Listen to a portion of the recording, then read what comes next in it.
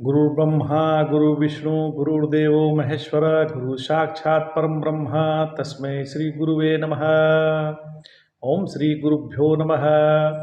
हम लोग शिव शंभो नामक श्री गुरुदेव का अनुग्रह ग्रंथ पर विचार कर रहे हैं और उसका अध्ययन कर रहे हैं। जब ब्रह्मा और विष्णु को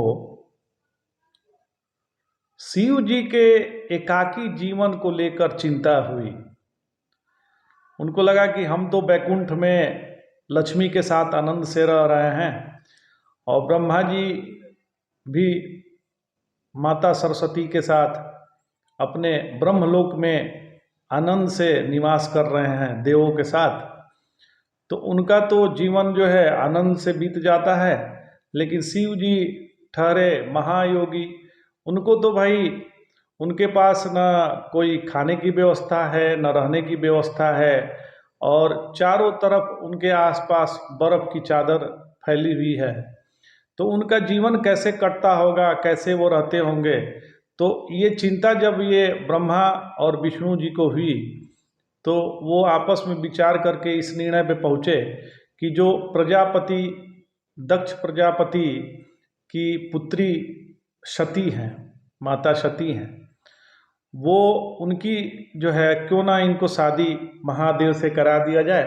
और विष्णु भगवान ने कहा ब्रह्मा जी से कि भाई मैं वहाँ पर अच्छे महल का निर्माण करा दूंगा शिवलोक में, तो वहाँ पे वो अच्छे से रह भी लेंगी और उनका भी शिव जी का भी दिन अच्छे से कटने लगेगा। इसी उपलक्ष्य में ब्रह्मा जी शिव जी से मिलने पहुँचे थे और यहाँ पर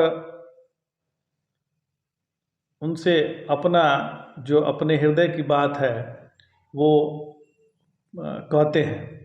तो उन्होंने कहा कि आप तो यहाँ नितांत एकाकी हैं और साथ देने के लिए तो कोई प्राणी है नहीं, सिवा एक वृद्ध जो है वृषभ है जो आपका वाहन है और वो कहीं दूर आपसे बैठकर जुगाली करता रहता है।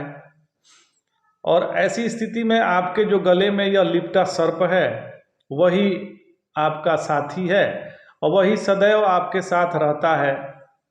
तो आपके एकांत कुछ सीमा तक, हालांकि आपके एकांत का यह कुछ सीमा तक ही दूर कर पाता है।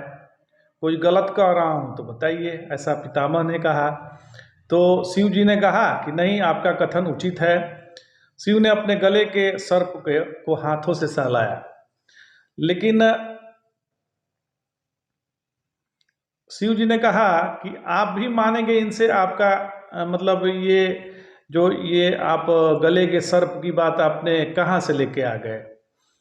तो ब्रह्मा जी ने कहा कि मेरा जो है, मैं इसीलिए आपके पास आया हूँ, जो अभी तत्कालिक मेरी यात्रा है वो इसीलिए है कि आपके एकाकीपन को हम लोग कैसे दूर करें। इसको लेकर मेरे मन में बहुत कुछ चल रहा है, इसीलिए आपसे हम आपको सलाह देने और आपसे सलाह लेने आए हैं। तो ब्रह्मा जी ने कहा कि मेरा तत्कालिक जो अथवा सर्वाधिक महत्वपूर्ण कार्य यही है कि आपका एकाकीपन दूर किया जाए। तो शिव कुछ नहीं समझकर बोले कि मतलब आपका अर्थ क्या है।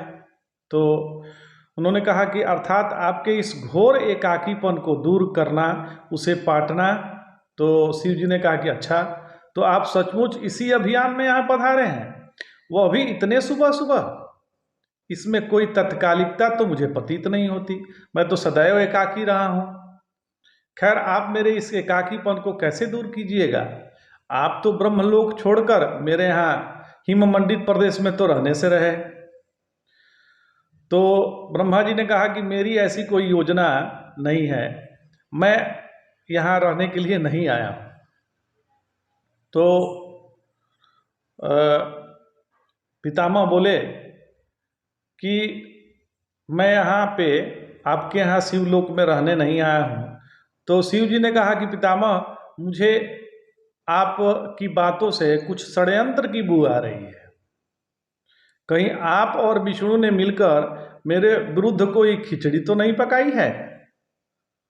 भगवान भोलेनाथ को विस्मय हुआ। तो ब्रह्मा जी ने कहा कि आप इसे जो भी संज्ञा दें, पर मेरा अभियान आपके एकाकीपन को पूरी तरह समाप्त करने से संबंध है। हाँ, विष्णु की सहमति भी इसमें अवश्य है। और अब आप इसे हम दोनों का षड्यंत्र नहीं बल्कि दोनों की सम्मिलित इच्छा कहें तो अधिक अच्छा होगा। तो शिव जी ने कहा कि अपना अब ये सब पहेली बुझाना बंद करिए और अच्छा हो आप अपनी योजना जिसे विष्णु का भी समर्थन प्राप्त है मुझ पर स्पष्ट करें। मैं आपको यहाँ पाकर अपने को कृत समझ रहा हूँ, अनुभव कर रहा हूँ, किंतु आपकी योजना ने मुझे अब आशंकित कर दिया है। मुझे पता नहीं चलता आप दोनों ने मेरे एकाकीपन को दूर करने के लिए कौन सा यत्न ढूंढ लिया है। आप अगर मुझे ब्रह्मलोक या विष्णु लोक में चलकर रहने का प्रस्ताव लेके आए हैं तो मैं यहाँ से जाने से रहा। मैं जहाँ हूँ वहीं अच्छा हूँ। ऐसी स्थिति में आप मेरे एकाकीपन के कष्ट को दूर करने की बात तो भूल ही जाइए तो अच्छा है। शिव ने अपनी ओर से इस वार्तालाप पर विराम देने का प्रयास किया। तो ब्रह्मा जी ने कहा कि हे देवाधिदेव, आप हम सभी में श्रेष्ठ हैं, तीनों देवों में आप सर्वश्रेष्ठ हैं, पर क्षमा करिएगा यदि मैं कहूँ कि मैं अथवा विष्णु आपको अपने यहाँ स्थान देने की इच्छुक हैं तो इस बात को तो आप भूल ही जाइए, क्योंकि कभी कभार आपका आतिथ्य तो हम प्रसन्नतापूर्वक कर सकते हैं, पर आपने जो वेशभूषा बना के रखा है, जिस तरह नागों को गर्दन में लपेटे हैं, और हम आपको अस्थाई निवास अपने यहाँ प्रदान करने से रहे, तो हमें अपने पारिवारिक जनों को अन्य अतिथियों को भी, अन्य अतिथि जो हैं उनकी भी सुरक्षा का डर है कि भाई उनको कहीं नाग न डस ले, कुछ अनहोनी न कर दे। तो यदि ये सर्प वहाँ जाएंगे तो वो लोग सब हमारे यहाँ से अतिथि हों या हमारे घर के सदस्य हों सब भाग खड़े होंगे। तो शिव जी ने कहा कि मैं समझ गया, यह अच्छी बात है कि आप मुझसे मेरा स्थान नहीं छुड़ाने जा रहे हैं, मैं बहुत खुश हूँ।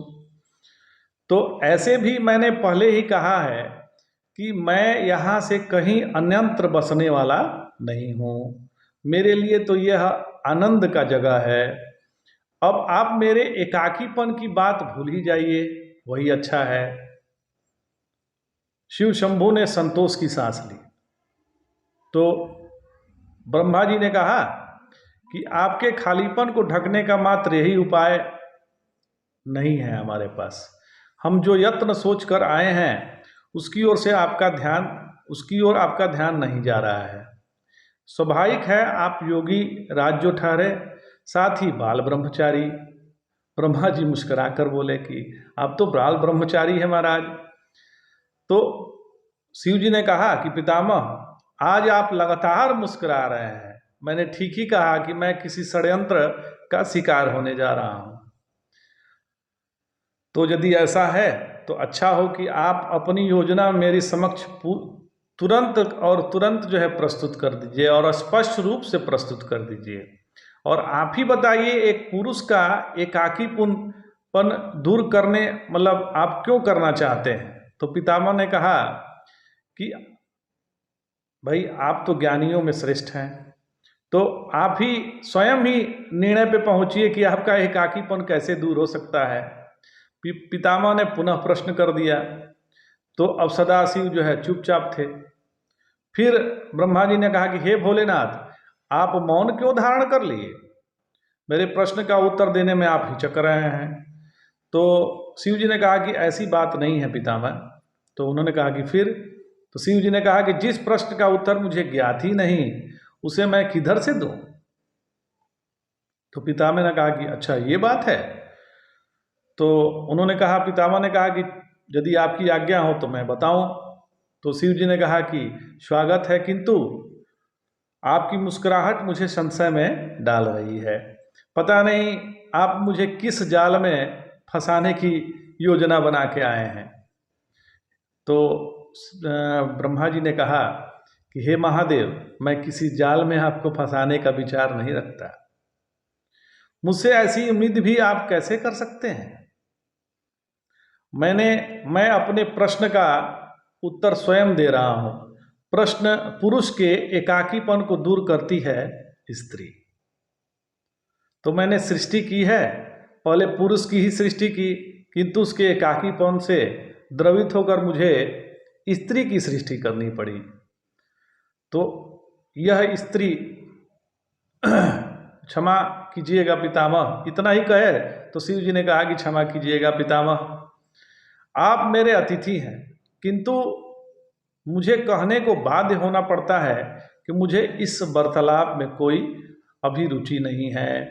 पशुपति ने उदासीन होकर कहा। उन्होंने कहा कि मैं तो ब्रह्मचारी हूँ, मैं सन्यासी हूँ, भला मैं शादी कैसे कर सकता हूँ और स्त्री से मेरा क्या तात्पर्य है। तो आगे आज इतना ही, आगे पुनः जो है अगले एपिसोड में आगे कथा जारी रहेगा। जय जय शंकर, हर हर शंकर।